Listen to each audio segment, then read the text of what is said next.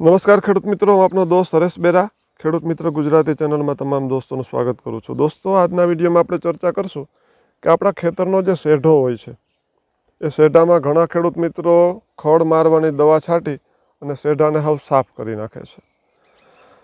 આપણી જે ધોકડની દવા આવે છે કે ઘણી બધી દવાઓ આવે છે કે તમામ વનસ્પતિ સાફ કરી નાખે, એવી રીતે આપણા ખેતરના શેઢે દવા છાંટી અને શેઢો એકદમ ખેતર જેવો ચોખ્ખો કરી નાખે. તો આનાથી આપને ફાયદો થાય કે નુકસાન એ સમજવું ખૂબ જરૂરી છે. નાની લાગતી બાબત પણ એના જે નુકસાની ફાયદા ગેરફાયદાની વાત સમજવી એ ખૂબ મોટી છે. વિડીયોના અંત સુધી દોસ્તો ખાસ જોડાયેલા રહેજો.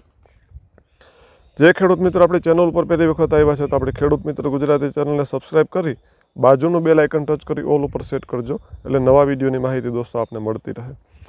દોસ્તો, ખેતરના દરેક બે ખેતરની વચ્ચેનો એક ડિવાઈડ કરવાનો આપણો એક પાડો હોય, શેઢો જેને કહીએ છીએ. કોઈને 1 ફૂટનો શેઢો હોય, કોઈને 2 ફૂટ, કોઈ જગ્યાએ 3-3 ફૂટના પણ શેઢા હોય છે.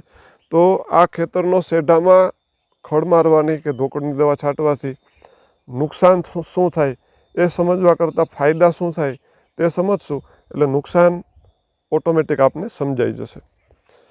નાના નાના ફાયદાઓ ઘણા છે, પણ એની વાત કરશો તો ખેડૂત મિત્રો અત્યારે જ વિડીયો બંધ કરી દેશે. એટલે સૌથી પહેલાં મોટામાં મોટા ફાયદાની આપણે વાત કરીએ, જેથી ખેડૂત મિત્રો તેની મહત્તા સમજી શકે. ખાસ કરી અને એવી જમીનો કે જે જમીનોની અંદર વરસાદી પાણીનો માર છે, ઉપરથી વરસાદ પડતો હોય અને તેનું પાણી છે ખેતરની આપણી જમીનમાંથી પસાર થતું હોય, અથવા તો ઉપલા 2-4 ખેતરોનું પાણી છે એ આપણી જમીનમાંથી પસાર થતું હોય, અથવા તો આપણી જ ખેતરની વરસાદનું પાણી છે એ જે જગ્યાએ નિકાલ થતો હોય ત્યાંનો શેઢો હોય. દોસ્તો, તો ખાસ મહત્ત્વની બાબત એ છે કે જેવી રીતે આપણે આપણા મકાનનો સ્લેબ ભરીએ તો તે સ્લેબને મજબૂત કરવા માટે આપણે એમાં લોખંડની ખીલાસરી નાખીએ. તો આ ખીલાસરી છે એ આપણા સ્લેબને પકડી રાખે છે. તમે વિચારો કે ખીલાસરી વગરનો સ્લેબની આપણે કલ્પના પણ ન કરી શકીએ. એમનેમ સિમેન્ટ, કપચી ને કોન્ક્રીટને એમનેમ નીચે પ્લેટો રાખી અને કદાચ આપણે ભરી દઈએ તો પ્લેટો ખેંચીએ એટલે બધો કાટમાળ આપણો નીચો આવી જાય.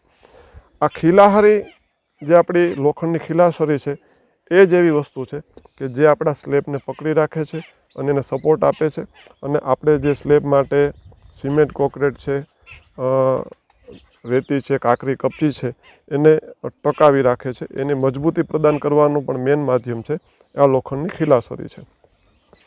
તો આપણા ખેતરના શેઢાની જમીન ઉપર આપણે જોઈએ તો એ શેઢા ઉપર આપણે ત્યાં ખેડતા નથી. એમાં ખેડવાણ ન થવાના હિસાબે ત્યાં કુદરતી એવી વનસ્પતિઓ ઉગી નીકળે છે કે જે બહુ વર્ષાયુ હોય, વર્ષો વર્ષ ટકી રહેનારી વનસ્પતિઓ આપણા શેઢા ઉપર કુદરતી રીતે ઉગી નીકળે છે. અને બહુ વર્ષાયુ હોવાને કારણે તેના મૂળ પણ ઘણા ઊંડે સુધી ફેલાયેલા હોય છે. તો આ મૂળ છે એ આપણી જમીનને પકડી રાખવાનું, આપણી જમીનની માટી છે એને પકડી રાખવાનું કામ કરે છે. જેવી રીતે સ્લેબની ખીલાસરી સ્લેબને મજબૂતાઈ પ્રદાન કરે છે અને આપણા સ્લેબને એક પકડ આપે છે, એવી રીતે આપણા શેઢાની ઉપર ઉગી નીકળેલી જે બહુવર્ષાયુ વનસ્પતિઓ છે, બહુવર્ષાયુ અમુક ઘાસ છે, તો તેના મૂળ છે એ ઘણા બધા ફેલાયેલા હોય છે અને તે આપણી માટીને પકડી રાખે છે. એના કારણે ઉપરવાસમાંથી આવેલું પાણી જ્યારે આપણા ખેતરમાંથી પસાર થાય છે તો તે જમીન છે એ શેઢાને કારણે ત્યાંથી ધોવાતી અટકે છે. એ માટીને જે આપણા વનસ્પતિના મૂળ હોય છે પકડી રાખે છે, એટલે શેઢો ધોવાતો નથી. શેઢો ધોવાતો નથી એને કારણે આપણી જમીન ધોવાતી નથી અને ઘણી બધી મોટી નુકસાનીથી આ વસ્તુ આપને બચાવે છે. એક પહેલો ફાયદો. બીજો ફાયદો દોસ્તો કે આપણી જમીનની અંદર જે પણ કાંઈ રાસાયણિક ખાતરો નાખીએ તો તેનું લીચિંગ થતું હોય છે. જમીનની અંદર પાણીની સાથે તે રાસાયણિક ખાતરો છે અથવા તો કુદરતી રીતે આપણી જમીનની માટીની અંદર જે પણ કાંઈ રાસાયણિક તત્વો પડેલા હોય છે તો તે પાણીની સાથે કે જમીનમાં ઊંડે પણ ઉતરતા હોય છે અને પાણીની સાથે તે જમીનમાં આડી ગતિ પણ કરતા હોય છે. તો જમીનની અંદર રહેલા પોષક તત્વો છે એ જ્યારે પણ શેઢે જશે અને આપણા શેઢાની જે વનસ્પતિઓના મૂળ છે તો એણે આપણી માટીને આમ પકડી રાખી હશે તો જ્યારે પણ આપણા ખેતરના જે પોષક તત્વો છે પાણીની સાથે જશે તો તે શેઢેથી ત્યાં અટકી જશે. આપણો શેઢો છે ગરણી જેવું કામ કરશે કે ત્યાંથી પાણી તો કદાચ નીકળી જાય પણ પોષક તત્વો છે એ આપણી જમીનમાં રહી જાય. તો ઘણી વખત આપણા શેઢાની જો શેઢો સહી સલામત હોય તો આપણે જોયું હશે કે શેઢાનો પાક છે એ પણ આપણે ખૂબ જ સારો જોવા મળે છે અને શેઢાના એકાદ નાળાવા સુધીનો પાક છે ત્યાંનું ઉત્પાદન પણ આપણે જનરલી ઉપરના પાક કરતાં નીચે વધારે મળતું હોય છે. તો પણ શેઢો રાખવાનું ખૂબ જ સરસ મજાનો ફાયદો દોસ્તો આ પણ છે કે જે જમીનના પોષક તત્વો છે એનું લીચિંગ થતું અટકાવે છે. ત્રીજા નંબરે દોસ્તો શેઢો છે એની અંદર ઘણી બધી કુદરતી રીતે એવા ઘાસચારા પણ ઉગે છે કે જે આપણા પશુના ખવડાવવાના ઉપયોગમાં આવે. શેઢા ઉપર અમુક નહોતર જેવા વેલા પણ કુદરતી રીતે ઉગતા હોય છે કે જેનો પણ આપણા પશુ ઉપયોગ કરે અને અમુક સમયે નહોતરના વેલા ખવડાવવાથી આપણા પશુની જે પાચન શક્તિ છે એમાં પણ ઘણો બધો ફાયદો જોવા મળે છે. આપણા જે બરુ અમારા સૌરાષ્ટ્રમાં એક બરુ ઉગે છે તો આ બરુની અંદર તો એટલા બધા પ્રચુર માત્રામાં પોષક તત્વો છે દોસ્તો કે જે બરુ ખવડાવવાથી આપણા દૂધાળા પશુઓનું દૂધ વધે છે, એની રોગ પ્રતિકારક શક્તિમાં વધારો થાય છે. તો આ બરુ છે શેઢે જ ઉગતો હોય છે, ખેતરમાં ક્યાંય આપણે બરુ વાવતા નથી. તો ખેતરમાં બરુ વાવતા નથી, ચોમાસા દરમિયાન આ બરુ છે એ ઓટોમેટિક ઉગી નીકળતો હોય છે અને છેક ચોમાસું પૂરું થાય ત્યાં સુધીમાં 2-3 વાઢ આવતા હોય છે. તો ખાલી ચોમાસાની ઋતુમાં આપણે બરુ આપણા પશુને ખવડાવીએ તો આપણા પશુની દૂધ ઉત્પાદન કરવાની શક્તિ પણ વધે છે, રોગ પ્રતિકારક શક્તિ પણ વધે છે અને આપણા પશુનું હેલ્થ અને એનું પશુનું વજન પણ વધે છે. ખૂબ સરસ મજાનું બેનિફિટ એનાથી પણ જોવા મળે છે.